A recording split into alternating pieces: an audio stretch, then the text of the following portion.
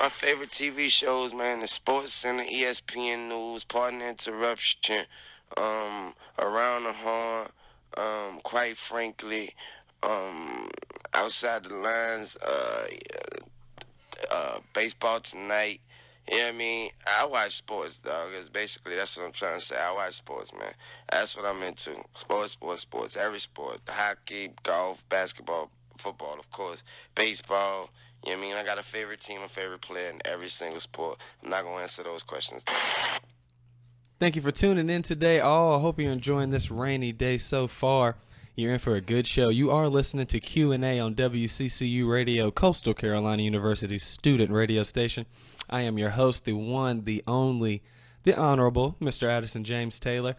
I'm here with the best co-host alive, folks. The numbers man, the odds maker. You've been screaming for him to be on for a whole week in its entirety. And he is here, folks, Mr. Chase McFadden. How's it going, Addison? Thank you, man. Thank you, sir. Good to see you. Everybody's been wanting Chase, and they've been wanting you on for the whole week, my brother, and we got you. Lord Helix is here. He is present in the studio. You are listening to the most innovative, illustrious, and intelligent sports radio show on the airwaves today. It's a rainy day outside, so it's a good day to get your hot tea, get you a nice cup of Joe, download that TuneIn app, search WCCU Radio, and tune into Q&A, and that's what I hope that you are doing. Folks, we got a couple of things to talk about with you today. Lately we've been kind of starting you off with some breaking news. So we're going to go ahead and start you off with something that just came out on this morning. Aaron Hernandez, former tight end for the New England Patriots, who this time a year ago signed, I think, a $40 million deal. Chase, $44 million, something up there. Yeah, it was pretty up there.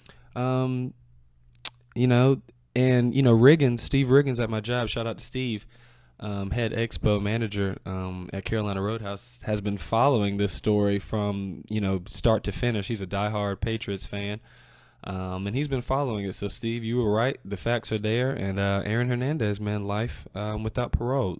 So I just want to say, shout out to the family of Odin Lloyd, and rest in peace, Odin Lloyd. There's no room for that in our society today, especially in athletics. Chase, I don't know where to start. We were talking about some things, folks, before the show. Chase brought up some pretty interesting points about Major League Baseball and really the salary cap and the highest paid salaries, in the league today. And it was very funny. Chase was discussing how, if you made a lineup out of those players who are at the top of the list, your team would not be very good. So what we want to kind of talk about is, well, Chase, I was wondering if you were all right with this, maybe kind of bounce off, maybe take that into another topic and kind of see, is there kind of a negative connotation placed on these large, really max salaries because nobody's really living up to it? Hit them with that, Chase. Yeah, well, I think the key to winning often gets misinterpreted as we need to pay for good players to win. Yep. When actually, if you go back and you look at championship teams year after year and sport after sport, the key to winning championships is underpaying for your players. Yeah. You can look at the Seahawks that won 2 years ago, and even if you look at the Patriots this last year, I'm using football as an example, because I feel most people can relate to it. The Patriots really underpaid their players. Yeah. Tom Brady took a pay cut. Revis is underpaid. That's why he's gone now. It's because they wanted more money. Browner is underpaid as well. They underpaid that whole team. That's how you win. Right. And especially in baseball, there's no salary cap, so we dish out these huge $250, $300 million contracts for these players. Right. And they seem to never pan out over the entirety of a deal. So I was just curious. So I went through and I started looking at players by position to see like what a team would look like if you had like the highest paid player at each position this year. And what I ended up looking and noticing was that these are players that were relevant 5 or 6 years ago that are still just getting paid. Right. Still off the same contract, right, Chase? Yeah, still off the same contract because you don't really restructure in baseball like you do other sports like football. Right. Do you think, I didn't mean to cut you off because I really want you to get into this because I think this is extremely interesting and people need to hear it, especially the baseball fans, because we're coming into pastime country as the summer approaches. Do you think that's, on this show, Chase, what we do? We give the different generational topics and things like that and kind of break everything up. Do you think that's a generation thing and it's really just about the revenue and the merch and all that, and being able to give these max deals? Because back then, guys were getting their maxes were like, $1 million, maybe less. Do you think that has become a problem for Major League Baseball? Do you think they need to come up with some type of salary, maybe come a salary window or salary ceiling of some sort, or do you think this is bad for the game? Honestly, about a year or two ago, I would have told you that baseball needed some kind of salary cap. Mm-hmm. But what we've seen recently is teams like the Phillies and the Yankees and the Angels that continue to overspend on players are actually hurting themselves. Right. There's a lot of money in baseball. The TV contracts are enormous. Yeah. So teams honestly have more money than they know what to do with, which is why they spend money on these players. Right. But if you're not smart, Oakland does this year after year after year. Oakland underpays for value. Look at the Kansas City Royals last year, and so far this year they're undefeated. A lot of people are talking about the Royals too. Even the Braves, they redid their whole infrastructure in the offseason, modeled it kind of after what the Kansas City Royals were doing, and they're off to a 6-2 start. Right. This is kind of the new model for baseball, and I think it's becoming the new model for the NBA and a little bit for the NFL too. It's a little harder to structure those sports because there is a salary cap. Right. But with the NBA, it's mostly get 2 max guys on your team, and then after that, you're trying to pay guys. You're underpaying them to find value. Right. I don't know if a salary cap would help baseball. I think for whatever reason, it's a societal issue where we see a player and we value them as such, and we're valuing them improperly. Right. And then we're paying them huge amounts of contracts. Players, you can't predict a player successfully. Forget 3 or 4 years. 10 years is ridiculous. Right. So it almost just becomes impossible. I'm trying to look here. Do you think it's the same thing, Chase? I know you made the football analogy just because most people can get on that train. Do you think it's kind of the same thing, or really it's just really really a status quo, kind of a common denominator for all sports, where you have that one good year and you're gonna get paid? I mean, I was looking at the Mavericks last night, and I almost forgot that they traded for Chandler Parsons, who really did his thing that last year in Houston, but he's not really doing anything now. Yeah. Do you think that that's a mental aspect as far as the athletes go, or like you said, it's just realistic? You're gonna have a good year or two, but in your entire career, you're gonna have $10 million a year type statistics. It seems kind of unreasonable or something that really can't be attained. Is that how you feel? Yeah. Well, look at the NFL for instance. You draft a guy. And with the new CBA, the collective bargaining agreement, the picks now are capped. Right. You pay a certain amount for whatever position you draft. Mm-hmm. That changes everything from a drafting perspective. It allows trading to become more easy in the draft. I think we're going to see a lot of moving up and down this year. Right. A little bit because of the salary cap and a lot because of the talent pool. It's not as strong. But what happens is, let's say you draft a running back. Mm-hmm. Like, let's say I draft a kid. Let's say we draft Gurley this year in the late first round. We're going to sign him to about a $3 million contract. He could become one of the best running backs in the league pretty easily, looking at what should be like a Marshawn Lynch, a DeMarco Murray, LaShawn McCoy kind of deal. He might be worth that. He wants to probably restructure and get a new deal like DeMarco did this year after his 3 or 4 years after that rookie deal is done. Right. And the general consensus is that player is now worth it. Well, if you were to ask me, DeMarco Murray isn't worth what he paid for what he did last year. Last year was a phenomenal year. But if you look at the years before that, DeMarco Murray has injury problems. Right. Can't stay on the field. He runs straight up. Right. So if you go and you give DeMarco Murray a huge 3 or 4 year deal, you're now already putting more money into a running back that's been beat up for 3 or 4 years. True. So you're trying to project. I honestly feel, especially with the running backs, that you draft a guy, if he pans out like a DeMarco Murray, that's awesome.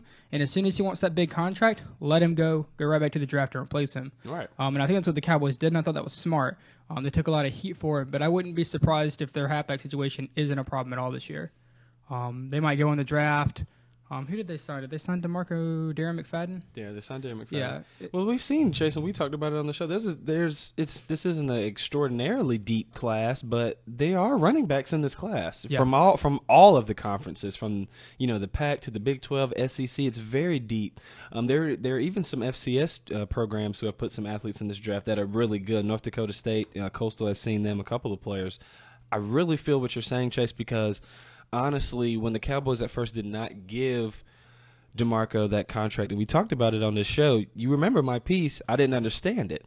But I had to go back and look and do the research, and look at his productivity from the first year out of Oklahoma up till now, and like you said, you were kind of already due for a good year, and it hadn't come yet. So, now that it's finally come, maybe 3-4 years after the fact, now you want to get paid. So I totally understand that. And it's funny when you hear guys like Tony Romo say, "Oh, I would have taken a pay cut for DeMarco," and things like that. No, you wouldn't have, because if you would have, then you would have. You know what I mean? Yeah. So I totally understand what you're saying with that. Where were you looking at with the players? I guess as far as the MLB go, are there any quality guys left, Chase, that have big contracts who are still producing? Could you spit out any names to me? I heard you mention Ryan Howard earlier amongst some others, but. Yeah, let's just go by position. So the number one paid first baseman this year is going to be Ryan Howard. He's going to make $25 million this year. Okay. Keep it going. Yeah, so I'm going down. Second base is Robinson Cano. I think Cano is still relevant. Yeah, I like Cano. Cano's still young. I think, and a lot of the problem with the whole 10-year contract is Major League teams, they give it to players that are around 30 years old. Yeah. Cano got his contract, I believe, when he was 26 or 27. Granted, you're trying to predict how he's going to be 26 through 36. Right. He's 32. Yeah. So, but those contracts can pan out. He's probably going to be okay, and especially where second base is pretty thin. Right. He's okay through about the age of 35. Cano's still producing. That's a contract that will actually pan out. Right. I was going to say for Ryan Howard, I mean, if you look at his statistics that I'm looking at, 2006 NL MVP, 2005 NL Rookie of the Year, 3-time All-Star, Phillies.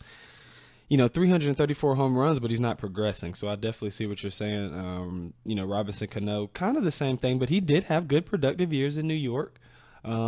It's funny that you say that about New York, because then, Chase, I think that's when it gets to, it can get into some personal factors as well, because, New York has all that money. Why wouldn't they keep this guy? You know what I mean? So I definitely see what you're saying. Who else is on that list, brother? Shortstop, highest paid is Jose Reyes. He's still effective, but the last couple years haven't been. It's been injury problems and staying healthy. Third base, let me scroll down. We're looking at David Wright, who the last couple years also, I think he got hurt yesterday or the day before. Yep, he did. He's got an MRI today. Once again, health problems. You're going to have that in age. Catcher is Brian McCann. He's making $17 million this year. And then let me find the outfielders. It's formerly for us, right? And wasn't McCann? McCann was a Brave one time, wasn't he? He's a Yankee now. Yeah. Yep. Mm-hmm. So he's stuck there in New York. Starting pitchers, number one's Clayton Kershaw. I like Clayton Kershaw. He's probably the best pitcher in the league. Well, what's the problem with that, Chase? And I talked about this. On a show that you were absent from. Remember, I told you about it. I heard you just say, and I wanted to ask you again. Do you feel like Clayton Kershaw is the best pitcher in the league right now? Because I talked about this on my show and I discussed it. When you have a player like Clayton Kershaw, what becomes the problem when it gets to the postseason, Chase? You know what I mean? What is it? And I know you have the answers.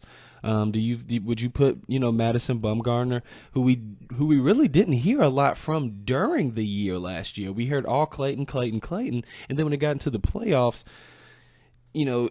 something happened. It was kind of a teetering effect with him and Madison, but Madison ended up taking it and winning it, of course. But do you still feel like Clayton is the top dog right now? I don't know if I'd say. He's 27 years old, Chase, relatively young. His salary, what I'm seeing here, is like $4 million. I don't know if that's pretty accurate. What does it say for yours? Total cash we'll receive this year is 30. Okay. That's incentive based and everything else. Right. He'll be the highest paid player presumably. Him and John Lester are 1 and 2 on this list. Mm-hmm. I'm looking at Clayton Kershaw. He's probably the best pitcher in the league right now. But he's not so far away from the rest of the competition. Right. I really like guys like Felix Hernandez. Me too. Felix has produced year after year after year, and he's done it in a team that traditionally has given him no support. Yeah. But the pitchers on this lead are Clayton Kershaw, John Lester, which is an iffy signing by the Cubs. What did you feel about that, Chase? We did go in on that, but we didn't talk about it extensively. But I meant to ask you, especially with who they just brought in the new manager as well. Do you think that was more so one of his moves? Like, listen, the guy's there, he's there for the taking. Let's just get him. Let's just get a name that's kind of well known in Major League Baseball. John Lester is a winner, so do you think it was really predicated off that, or it was just like, we got to pay somebody a lot of money so we can look like our ace, and it's John Lester now. No, I think a lot of it had to go with Theo. Theo Epstein was the GM in Boston when Lester was there. I think there was already a relationship in place. Right. I don't know if Lester's worth $30 million because he's already up in like his early mid 30s.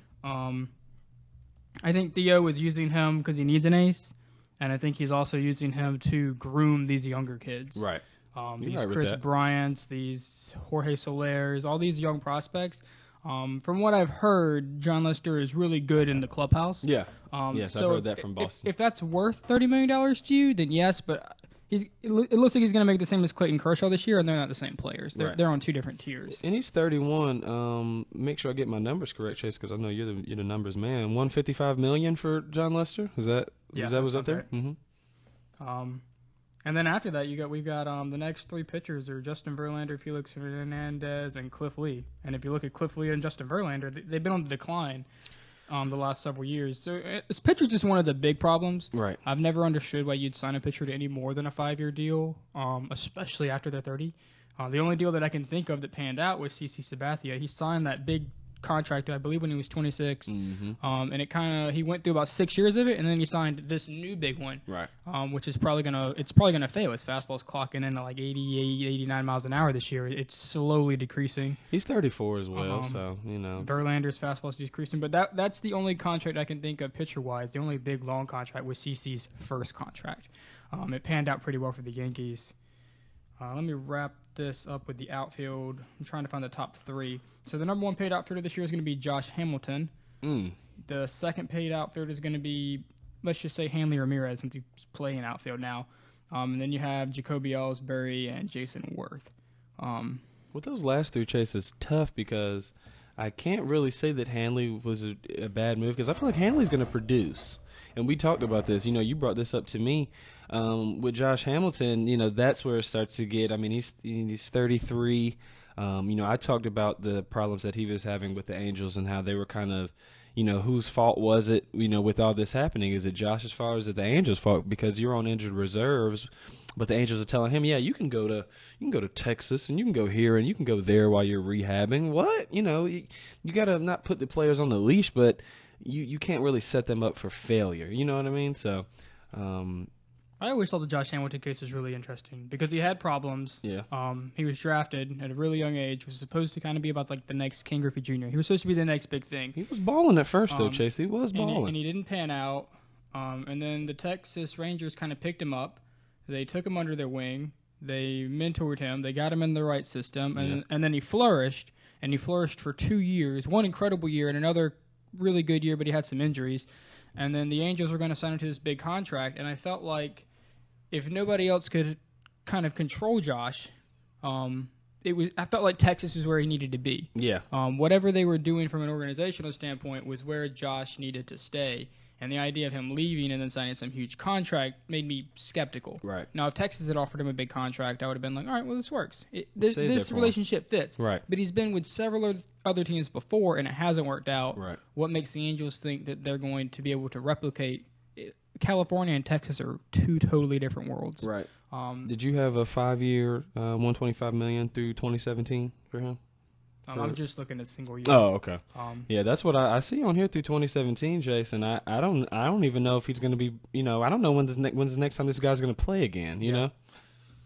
I definitely understand you on that. I mean, if we had to make an all-star team right now, your all-star team out of these salary caps would be Brian McCann catching, Ryan Howard at first. You'd have Cano at second, Reyes at short if he can stay on the field, David Wright, and your outfield could honestly consist of Jason Worth, Carl Crawford, and Josh Hamilton, and you'd be out of luck. Yeah, you would be. Pitchers would be Cliff Lee and Justin Verlander. Not that I don't love Carl Crawford, Chase, because I actually grew up being a fan of his. And with Cliff Lee and Verlander, I feel like they were getting a lot of like personal attention from the league, ESPN, whatever. Remember when the Phillies had those three big pitchers? You talked about this, and this was like the new wave of pitching. It was Cliff Lee, Holiday, and Hamels. Yeah, and Hamels, and I don't know what came from that besides big contracts, like you said. So yeah, Holiday and Lee were already kind of getting up there. As far as age is concerned, Hamels is still decent. Hamels is probably actually a little undervalued right now. The only people that probably value Cole Hamels are the Phillies. Right. I think if the Phillies would come down on how much they value him, he'd already be playing for the Red Sox. Yeah. But it's like the Phillies value him and everyone else kind of undervalues him. It's interesting to see. And there are really good players on here. I'm looking at the numbers. I mean, there are really good players when you get to the second highest paid catchers, Buster Posey. The second, the third, the fourth highest paid position players they're decent players. Why pay a premium for someone who might decline on a 10-year contract when you can take a Felix Hernandez and a Buster Posey and a CJ, I don't know if I want CJ Wilson. Yeah. But David Price, all these guys are going for almost half of what the guy above them is going for. Right. And I think that's where the valuation part comes back into place is how do you value your players? Right. Is it from a 1-year breakout standpoint? Because I think that's the wrong philosophy. That seems like what everybody's kind of on, Chase. So when you look at the game right now, and you kind of made some points at this, who's doing it right, Chase? Who overall as an organization, collectively with their players, with their management, with their ownership, and just, maybe not winning a championship every year, but remaining competitive. Can you give me 3 to 5 ball clubs who are doing it right? Oakland Athletics. Oakland Athletics have been playing on a different playing field for the last almost, I'm going to say solidly 15 years, maybe 20. I find it so funny. Is that what the Moneyball? Is that what yeah, Moneyball? I mean, that's what it is. Okay. That's what Billy Beane did. Okay. He essentially wrote a book. They made a movie lightly based off of the book. Mm-hmm. But it's hilarious to me that Billy went out and he wrote this book or had this book written about him. And it essentially said like what they did, how they stayed competitive with the Yankees in the late 90s when they were using a tenth of the salary that they were, and it's how they were valuing their players. And he wrote a book about it, and all the GMs went out and they bought the book, and the owners read it, and the coaches read it, and everyone went like, this isn't how you do this. Right. You use scouting in the eye test. And here we are, 15, 20 years later, he's doing the same things in his book, and other owners just for an example, Billy Beane has a philosophy where a closer is the most overrated position of all sports. We talked about this, yeah. Go ahead and break that down for the people, Chase, because I remember you talking to me about this in New Orleans, and I thought that was very interesting. I had never heard anything like that. Go ahead and give them that real quick. So if you haven't read Moneyball, it's about how Billy Beane values players. And he says that a closer is the most overrated position in all sports. His idea on this is that a closer is someone you value a closer off of saves, and saves is a conditional stat. And what Billy Beane says is if the game's tied 1-1 in the 7th inning, I don't understand why teams bring in their third best pitcher. I want to send out my best pitcher and keep the game tied. Right. I keep the game tied. We go into the 8th. I send out my second best pitcher. I keep the game tied. Luckily, we score a run in one of those innings, but by the time it comes to the 9th or the 10th, and we're up by 1, I'm sending out my third or my fourth best guy to finish it.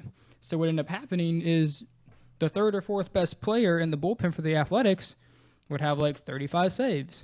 And then they would trade them over to another team for prospects, and they would essentially just get rid of somebody who wasn't as good as the rest of the guys in their bullpen. True. Now people read this, and once you kind of hear it, they're like, oh, well, that makes sense. It's a position based off of conditions. And I assumed that once the book was made, and especially once the movie came out, that everyone else would at least go back and reread the book and see how baseball has changed the last 15 years. Right. There was no comparisons there, though, Chase. But literally the summer after the movie came out, Andrew Bailey was pitching for the Athletics, led that team with about, I can't remember. I'll look it up in a second. It was like 40 saves. End of the season, traded him to the Red Sox. Red Sox gave up like 2 prospects and some cash. And Andrew Bailey just busted all in Boston. Mm-hmm. And that's because he was the third or fourth best guy in that bullpen. And I was like, there was a movie. How did you not see the movie? Right. You didn't see the movie. You didn't read the book. Like, he's telling you what he's doing, and he's still doing it. And I could probably rant all day about Oakland. Right. Oakland does it right. The problem that keeps Oakland from winning a championship is they just need a little more cash. They get awesome value out of players that are they're bench players for other teams almost. Right. I was looking at the saves for Bailey. 89 in 5 years. 26, 2010, 25, 2011, 24. I see what you're saying, man. I definitely see what you're saying. I don't think people are really paying that much attention to it, Chase. And like you said, and like we were talking about in New Orleans, it's seeming like, you got the money, you spend it. You know what I mean? You just go get the player. If he pans out, he doesn't. If he does, then, good for you. But if he doesn't, you just do the same thing for another guy and just keep going through that cycle. So I know you said the Athletics. I heard you say the Royals earlier. The Braves are kind of getting on that train, the train there. Can you give me two more teams, Chase, who you really feel like are doing it right? Cardinals. Cardinals do a good job from a money standpoint, Yeah. an organizational standpoint, and a phenomenal job coaching. Yeah. I thought when Tony La Russa left, that he was one of the best coaches of all time, and that they would probably start to decline a little bit, and then they won 2 World Series. I thought the same. The Giants are up there too. They kind of model after the Cardinals. I don't know what Bruce Bochy does in the postseason to make all those guys start playing like all-stars every year. But they won 3 of the last 5 years, and and most people can't even name. The defense is good, the pitching is good, and if you walk up to somebody and ask them to name like the starting lineup for the Giants, they can't do it. Yeah. They can rally off the Red Sox and the Yankees. It'd and be hard for me to name them. I'm not gonna lie. I could name them, but it'd be hard. I have to do some research. Yeah, and those teams win. And how they win is they value guys correctly, and they formulate a team, and they develop this culture where everyone has a role, everyone understands the system, and it's not just like we're going to go get the best third baseman, the best shortstop, and the best pitcher available in free agency. Put them all together. And not really understand how they mesh. Right. If you want to watch a team that's doing it wrong, watch the Padres.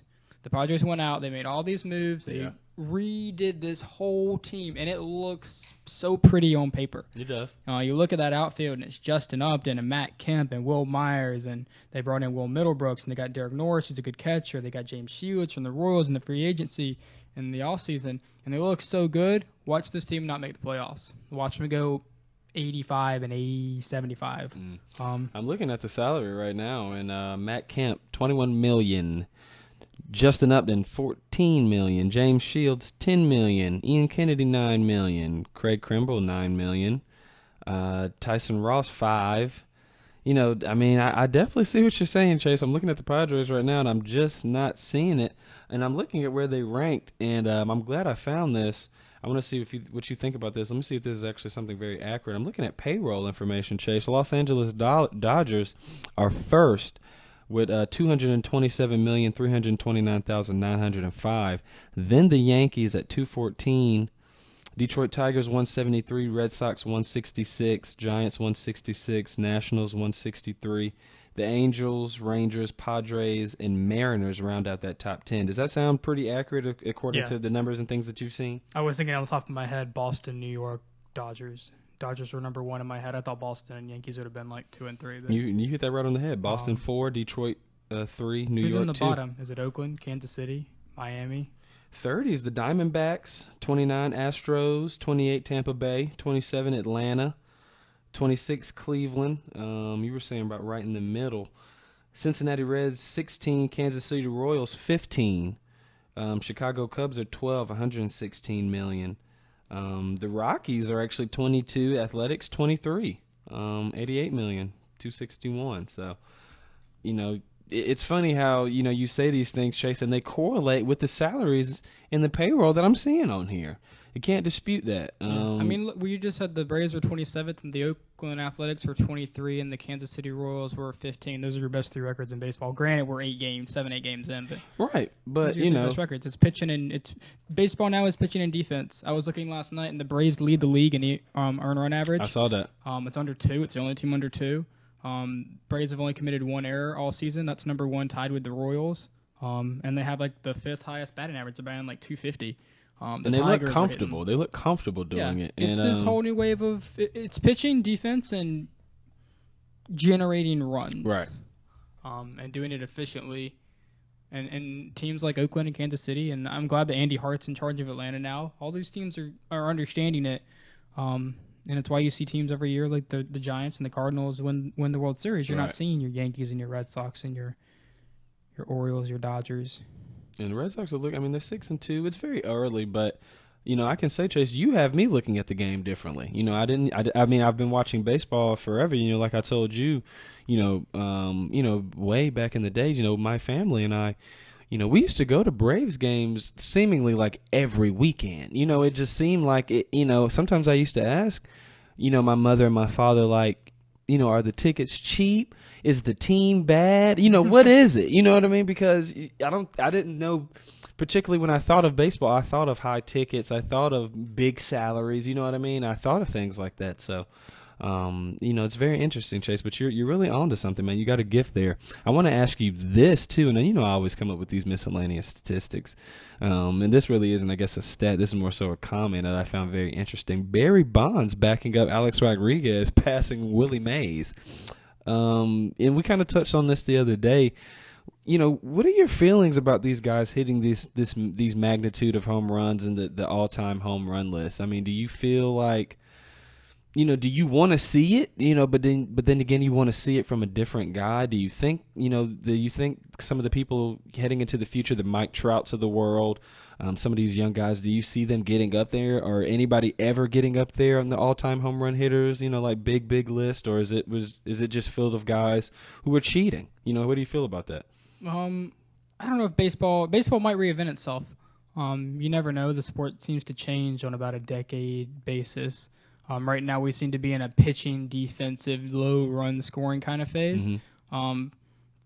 But something could happen. I heard the new commissioner say he wanted to get rid of, like, the day he was announced. He was like, the first thing I want to do is get rid of shifts. Yeah. And I was like, no, that's baseball. Right. That's the If a pastime. guy hits into a shift, you shift him, make him not hit. You just lay down a bunt, for heaven's sake. David Ortiz, Chris Davis, just hit a ball to third base one time and everyone will stop shifting you. Right. But if something like that happens, if baseball speeds up the pace of the game, if baseball gets rid of shifts, baseball does something, because they want runs. They want from a viewership standpoint and from a organizational MLB standpoint, you want fans, and fans want runs. We haven't seen the viewership in baseball since we had that McGuire, Sosa, Bonds, those home run races. Do you think that's why they keep trying to change the game up so much, Chase? Remember we talked about this on the show when the show first started, before baseball even started talking about. Maybe they're changing the rules around, trying to make it faster, trying to make the tempo, trying to stop. What are they trying to stop batters from, stepping out of the box? Yeah, things like that. I mean, what do you feel about rules like that? Because I'm looking on the list here. Barry Bonds, Hank Aaron, Babe Ruth, Willie Mays, A-Rod, Ken Griffey, Jim Thome, who I love, Sammy Sosa, Frank Robinson, Mark McGwire. I'm not seeing any. There's no really young guys. David Ortiz is 33rd. Jose Canseco's 35th. Jason Giambi, who I'm a really big fan of, Paul Konerko. Alfonso Soriano is 50th. I don't really see any of these young guys really making that move. Do you think that, like you said, the transition in the game is just different now? Because, all these guys, Frank Robinson, Sosa, McGwire, Thome, Ken Griffey, they're 90s players. Mm-hmm. They're 90s players. And do you think that's just going to keep continuing to be the trend as it is in NFL and in NBA and, all the sports? Is just going to keep changing as the players are changing? Yeah, I think so. Specifically with baseball, even a decade ago, everyone was hitting 40 and 50 home runs. Yeah. Last year, no one hit 50 home runs, Nope. and we only had 5 people hit 40. Mm-hmm. I can't. I'm trying to pull up how many people even hit 30. It's not a lot. It's different. So even if Mike Trout plays a decade and plays at the rate he is playing now, he won't even get halfway to the home runs that Hank Aaron has all time. Right. So we have to value these players in the era that they played. Which is kind of why I think people from our generation understand the whole PED steroid guys. That was the generation. Now, I can say everyone was doing it, but I can't prove the people who haven't been convicted of doing it. But understand that it's been pretty obvious since we removed the PEDs, the numbers have drastically declined. Yeah, they definitely have.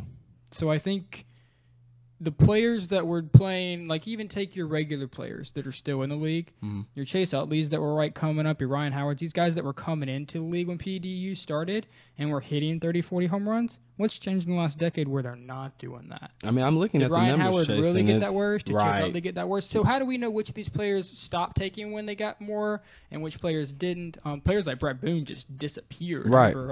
You're touching came on out. something, Chase. I'm telling you, man, you're touching on something real sensitive here. Yeah, so the error is that everyone was doing it. Right. Now it's touchy on who was and who wasn't, but it's pretty obvious from a number standpoint that the vast majority of players were doing it. I mean, Ryan Howard chased 58 in 2006. I mean, Prince Fielder 50, but then you see Ryan Howard 2008 48. And then he's not even on the list, again. He's not even up there. Juan Carlos Stanton, who I love, we talked about him, 37 in 2014. Jose Bautista 54 in 2010. That's the most on here. But then if you look down, like you talked about, 98, McGuire 70, 65, 50. 59. You're not seeing that, man. That was every year. I'm looking at it right here from 99 really on down. You see Barry with 46, Fred McGriff 35 and 92. But Darryl Strawberry 39 and 88. But they're not doing it like that anymore. They're just not. And I think that's how when we look at players now, like in a decade when Mike Trout and Jose Bautista and Giancarlo Stanton, when we're looking at these and guys. Harper and these guys, Where are they going to be in that future, Chase? Let me know. They'll be fine. We'll probably get these guys into the Hall of Fame, granted that they still healthy and have long careers. But when we look at their numbers compared to guys a decade ago, they're going to be significantly worse from a home run, RBI, because it's a different game. Right. So my whole philosophy looking into the future is if we know we're going to end up inducting Mike Trout and Bryce Harper and these guys into the Hall of Fame because of the era they played in, right, then why can't we induct Sammy Sosa and McGuire and Bonds for the era that they played in? That's true, Chase. They were the best players in a skewed era of drugs and performance-enhancing drugs, but they were still the best players in that era. Right. And, they talked about this on His and Hers with JaVale McGee and I'm about to say my good friend like I know him, but he's a really good reporter, Mike Scott, from ESPN. And, they went back and forth about this, Chase, the other day, just about how, those guys should just be discredited for what they did back then. But, like Michael said, and I'm hearing the same thing from you, and I'm kind of, jumping on, not really the bandwagon, but I feel the same way. We don't know who wasn't back then, Chase. You know what I mean? I don't think it's a who was. I think it's a who was not, who wasn't, because it's seeming like collectively, everybody could have been on it. It's just who got caught. Yeah, whose names are out there, who got caught, and who didn't. Ken Griffey. I mean, who's to say? I mean, A-Rod, he's up there. 57, 2002, 2001, 52, 47 in 2003. I mean, he's top of the list. So I definitely feel what you're saying. I mean, how does he not deserve it between some of the big guys from the past when even before them, Chase, with the Darryl Strawberries, the Mike Schmidts, those guys from the 80s, Reggie Jackson, hit 39 home runs one year. I mean, what is it? You know what I mean? What were they doing? Yeah. And what are the guys? And that's why I guess it goes into our generation. What do you think? Do you think our generation, we're just beyond that? Or do you think it's something that you get sucked into? Or it's something that's just not leaving the game of baseball? It's just not leaving. I think that baseball being the American pastime that is, there's a lot of integrity and what's the word? I was going to say like old school. No, yeah, I know. You're right. You're right with that. It's a pastime. Yeah, it's a pastime, and there's a lot of like, this is our game, and this is how it should be played, which is why like I'm not opposed to baseball. I'd rather them not get rid of shifts. But if they got rid of shifts and they speed up the game and put a pitch clock on the pitchers and don't let the batters leave the box, it'll change the game.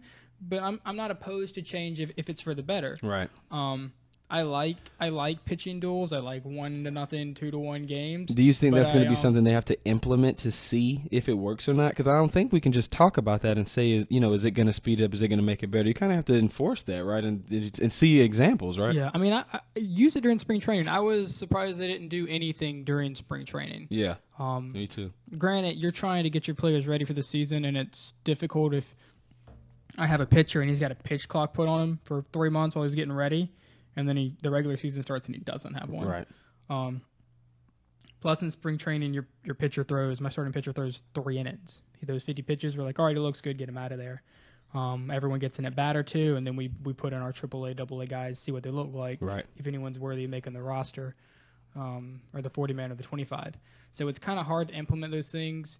But this is what the NFL does. They implement things during preseason when players play for a quarter or a half, and then the starters come out. The game doesn't really change. The players do, but the quality kind of decreases a little bit in the second half. But we can see if the points are still being scored, if the pace is being changed. So I was surprised they didn't do this during spring training. I don't care so much about whether Verlander's throwing against Clayton Kershaw for the first 3 innings. I want to see, does the pace change? Does it affect everyone across the board? Right. I'm not opposed to these changes, but I see where a generation above us valued growing up in the Willie Mays, the Hank Aaron era. They really valued these players, and then this next generation came up, and they started appearing to be abusing the sport, using drugs, taking advantage of the sport. So I can see how they view these guys. Where we grew up is they were our idols, and then they were kind of tarnished. Right. But like you said, Chase, the players just changed, man. Because I'm looking down here when they actually really started to actually really dictate and really write down the statistics from the NL, the AL. Even back then they had the FL. 1910. I'm down here down into the 1800s, brother. I'm down here, and I'm seeing like 10 home runs, 27, 37, 56. And then it's like, man, the 60s, the 70s start, and then you see 60, 58, So, I mean, it's clearly a generational thing, man, and it's becoming not a problem, but, and that's what we do, on the show is we give you these different topics, but we look at them just from a different generation standpoint. That's our generation, the future world leaders, and we're looking at the game different because the game is different, Chase. It's broken down, man. It's broken down right here. So, but, that was some great analysis. I hope everyone was listening and tuning into that because, Chase hits me with stuff like that a lot lately. It really makes me look at the game differently, just in a more, personalized perspective. But just in case you kind of got lost in translation, if you didn't know, you are listening to Q&A on W.C.C.U. Radio, Coastal Carolina's student radio station. Chase, I want to go to something really quickly, kind of switch shifts, go to NBA really quickly. We got the playoffs starting here very shortly. The Miami Heat, Chase, have been eliminated from playoff contention with the winner, with Indiana winning the other night. The Celtics, I think, if not mistaken, will be playing the Cavaliers. It's already been it's already been stated they will be playing the Cleveland. Cleveland held down the number 2 spot. One, let me ask you this, and I guess we'll just kind of go into it. Is Andrew Wiggins your Rookie of the Year? Yeah, I guess I'd make Andrew Wiggins Rookie of the Year. There's nobody else to give it to. Yeah, pretty much. I'm just going down to make sure we got the right lineups. Playoff seeding. Yeah, the scenario's looking. Chase, who do you see getting in, man? Do you see the Pelicans getting in, or do you see the Thunder getting in? I'm trying to pull the schedule because I can't remember who they play. I think that actually the Pelicans have Pelicans have a tougher schedule. I think they play Houston and the Spurs. The Spurs are in a tricky spot though, Chase, because if they lose, they could actually go from like the number 2 or 3 seed, I think, to like the 6th seed in the West. So it's really some interesting things going on right now. Yeah, I was watching. I don't know. A lot of people were kind of just picking the Thunder over the Wolves. I think that's pretty fair. Right. Minnesota's pretty bad. Westbrook just shows up for half a game, and Thunder probably win. Pelicans definitely got their work cut out for them. It says New Orleans clinches a playoff spot with a win over the Spurs or a Thunder loss in Minnesota. OKC clinches a playoff berth with a win in Minnesota and a Pelicans loss to the Spurs. Yeah, so the Thunders have to win, which I don't think will be a problem. Right. I think the Thunder will win. Can the Pelicans beat the Spurs at home? Spurs won, 11 out of 12? Yeah, I mean, the Spurs are coming down hard down the stretch. I don't see any reason why they're going to lay off in this game whatsoever, especially since they can drop from like 2 to 5 or 6. And I don't see Popovich doing that, Chase, because I don't think that, the Western Conference, and I think he understands this, is nothing to play with. Yeah. It's really not. San Antonio's number 2 if the Spurs win in New Orleans, the number 3 if the Spurs lose and the Rockets lose at home to Utah, the number 5 if the Spurs lose, the Rockets win and the Grizzlies lose at home, number 6 if they lose and the Rockets and the Grizzlies win. So The Clippers can even reach a 2 seed, Chase, but I don't really see anything. I don't really see them making any noise. And I really hate to say that, especially with Blake Griffin coming back. But I don't know. Let me see how you feel about this. I just don't like watching the Clippers play. I just really don't. I mean, nothing about them really excites me. They don't even really seem like Lob City anymore. I think that persona, they just haven't really lived up to the hype at all, especially even with the new owner coming in and spending the billions of dollars. I'm just not seeing it from them. But who do you have? Give me your Eastern Conference final. Give me your Western Conference final real quick. Eastern Conference. I know it's early, but It's still probably Atlanta, Cleveland. Western, I still like Golden State, and right now probably San Antonio the way they're playing. Yeah. I'd really like to see Chicago get up there. I just don't think it's going to happen. Yeah, I mean I think Steph Curry and Klay Thompson are going to kind of just run their way through the West. Yeah. Golden State's just so deep. That when their bench comes out, it doesn't really affect them that much. Right. If they can get some good play from their bench, Chase, and get some good consistency from their big man, I see him running with it. I do see him running with it, but I also need to understand that we're talking about a series, so different things go into it. And on that, I kind of want to jump to something that, as funny as it is, I got from Mr. Daniel the other day. Daniel, who we work with at Carolina Roadhouse.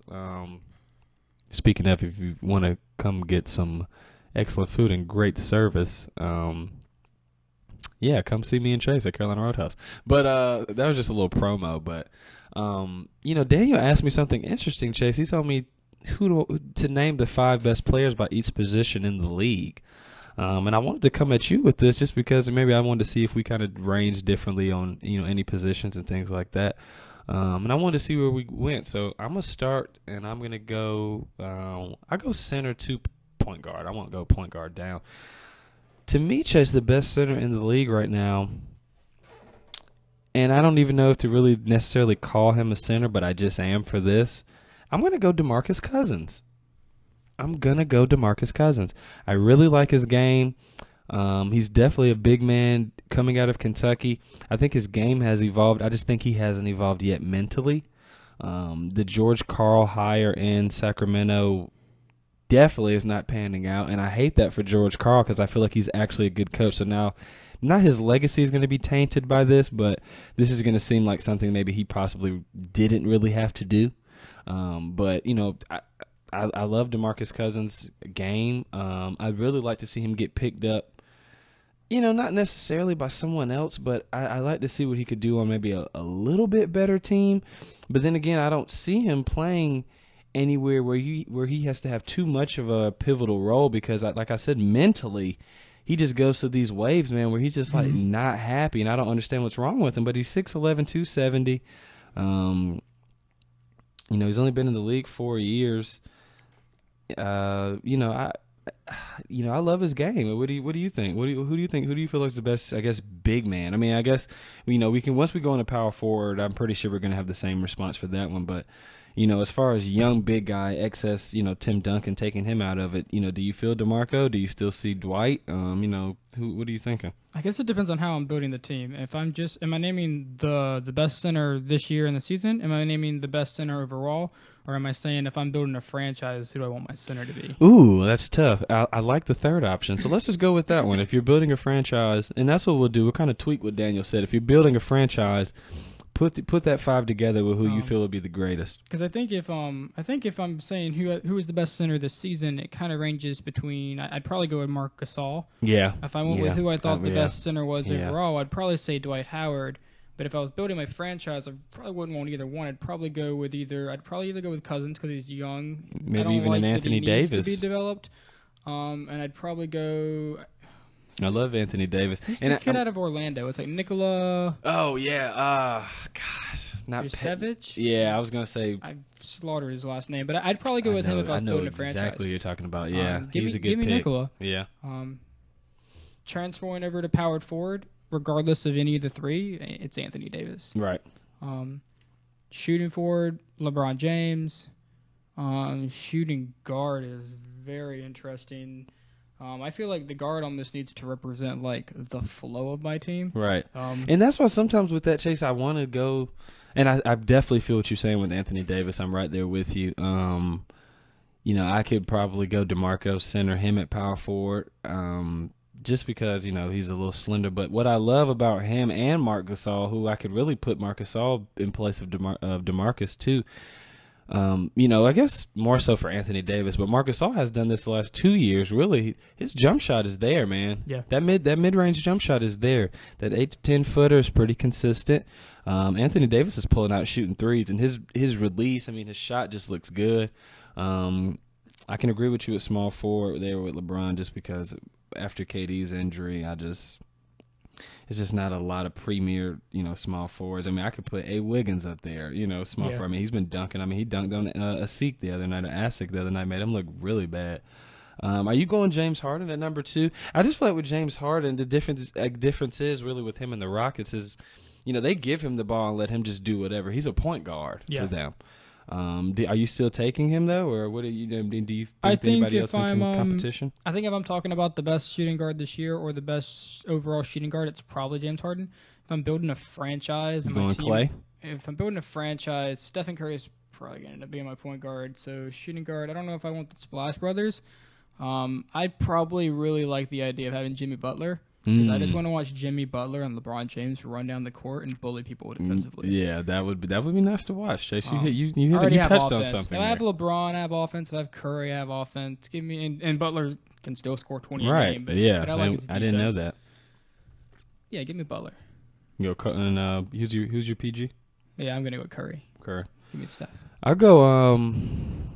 I want to go Curry, but then again, I'm trying to go against what you're saying, just for the sake of the show as well. So I'll just do that all across the board. So we got your 5. We got Curry at 1, Jimmy Butler 2, LeBron at 3. You said Anthony Davis at 4. Yeah. And Nikola at 5. Okay, so I'll go DeMarco. Matter of fact, I'll go Marc Gasol center, DeMarcus power forward. You already picked LeBron. Who else is there to pick? Go KD. Yeah, I'll go KD. I'll go KD at 3. Sometimes I just don't like his game, man. I feel like sometimes he's not, and feel me on this, Chase, he's not on Carmelo Anthony's level, but he is not making anybody better to me. He's not. I see Russell making more people better than I do KD. I really do. And there's Gordon Hayward, right? Rudy Gay, but Rudy Gay would only play half a season for you. Yeah, and Gordon Hayward, Chase, actually, where did he come out of Butler? He didn't come out of Butler, did he? Come out of Butler? Butler? He's playing. I've watched him for the Utah Jazz, Chase, and he can play. He can play. I think he had 2-game winners. I think in this year and last year combined. So, yeah, that kid can play, man. He can ball. Point guard, man. I'm gonna go. I don't want to put Russell and KD on the same team, so I'm gonna go Damian Lillard. I like Damian Lillard. I'm gonna go Damian Lillard. Just as kind of on a new wave. I almost went John Wall, man, but then John Wall sometimes he'll play good the first 2 quarters and then he'll just take himself out mentally. And DeMarcus does that too. So my 5 could end up losing to your 5, Chase, just because they just end up quitting. Yeah. Just take a mental break. Right. So I'm gonna go Damian Lillard, James Harden, KD, DeMarcus, and Marc Gasol. So there's the lineup there, folks. We're going to kind of just create something for you. And you tell us, I know you're running to one of us somewhere. You tell us who you feel like would win, what 5 would win. That's hard. I could probably easily just go ahead with your 5, Chase, just because the maturity level of my team will be very low. I feel like I stole Anthony Davis and LeBron too. Yeah, if we drafted, it'd be different. Right, of course. But there's a lot of players, man, who I feel like they're on the up and coming list. I love what they're doing in the NBA. So I'm hoping this, I guess, not new wave of NBA, but when I say new wave, I mean the young guys becoming the guys. The Russes. Kevin Garnett, Kevin Durant's and things like that, Paul George's. The only thing with me, man, I feel like as long as these guys stay in the West, man, they're not going to win. You know what I mean? And that's why I feel like, when we talked about this, do you feel like New York is going to be what Phil Jackson said it's going to be? It's going to be an intriguing place for free agents to go? I don't know.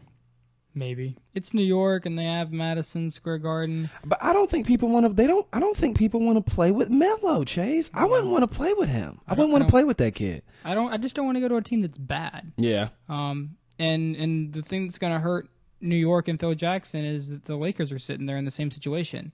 They're both poor teams, not poor financially by any stretch of imagination, but performance-wise, they're pretty poor this year.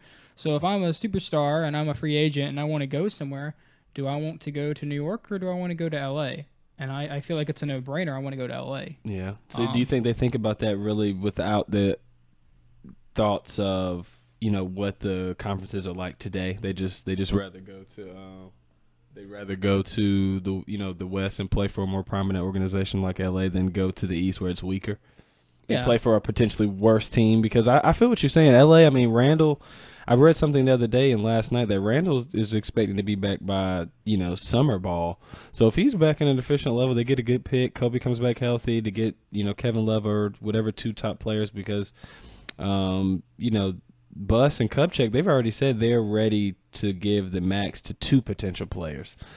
That'd be interesting, man. Very interesting to see. They get like a KD trade and somehow finagle Kevin Love out of Cleveland and boom, LA's right there. That'd be weird, man. That would be crazy. I just feel like they need help because even with the Thunder and, the Pacers playing, I think that was 2 nights ago,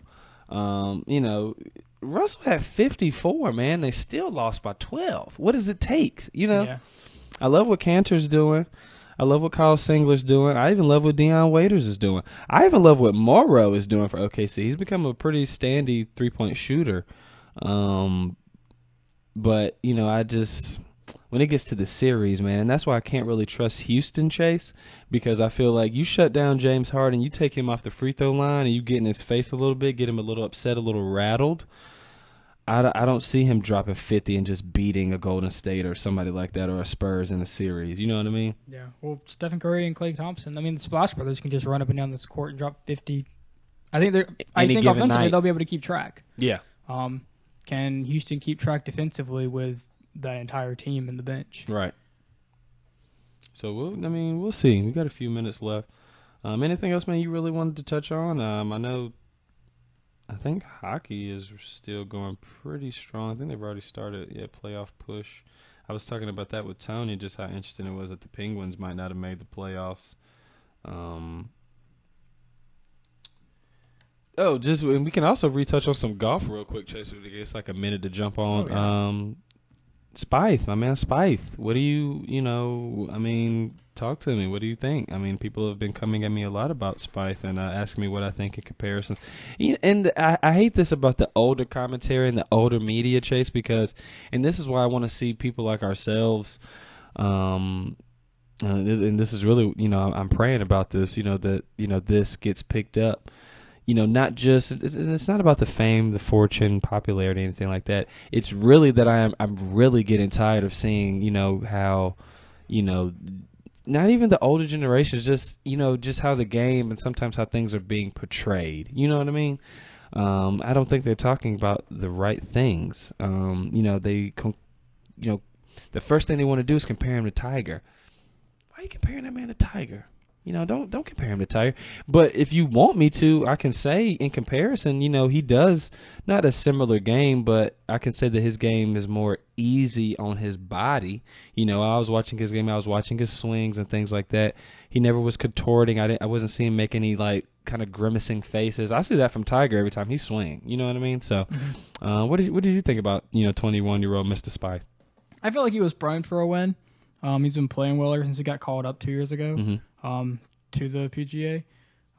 His last performances were like win, cut, win, 7th, second, win, second, and then he played in the Masters. Mm-hmm. So he was pretty ready to go. He finished. Everyone keeps saying he finished second last year. He ties second. it was kind of his for the taking. I remember we were talking Friday after the first day where I was saying like he's just probably gonna run away with it. If he shoots well on Friday and he makes the cut and he's up by 4 or 5 strokes, he's probably just gonna run away with it. And I didn't think Rory or Tiger, any of these guys, I didn't think Rory was gonna make any noise at all because the course was playing pretty fast. Right. And then it went and it rained Friday night and the course played really slow Friday and Rory shot like 6 under and came roaring back. That's kind of what it takes. Rory plays really well on all kinds of conditions. He does. I can say that. I can definitely say that. But he plays phenomenal when it's wet. A little damp. If it's pouring rain and we're playing golf, Rory's gonna win by 10 strokes. So if you ever need money on something, I mean that's what Rory does. Right. Takes that little Scottish part of him and just runs it. He's used to playing in the rain. That's true. Yeah, I felt like Spieth is ready for this. I don't know if the consistency will stay there. We see this a lot. Young guys come up, they play really well, they win a tournament. Granted, it's not the Masters, but he's played really well. But even Rory and Ricky Fowler and all these guys kind of came up and they played really well and they win a tournament and everyone's like, the next Tiger, 21-year-old. Right. And then a year or two goes by and it doesn't really pan out. Right. And then maybe they win like 3 years later or something. Yeah, they just digress a little bit. So expectations, I'm not comparing. I just don't think Tiger. it's fair, man. I feel like we're that's the difference between us and, I mean, I don't want to say between us and them, but, you know, I feel like we know the game just like they do, honestly. And I just feel like, it's getting to the point where it's just kind of ridiculous. You know, you don't always have to compare. Anything else, man, you want to throw in there? I'm not seeing Nate yet, so I'm just going to keep it going for a little bit. Just to give you our folks, that's really into the NHL strong. I've been watching it pretty heavily lately. We got the Ottawa Senators and Montreal Canadiens tonight at 7.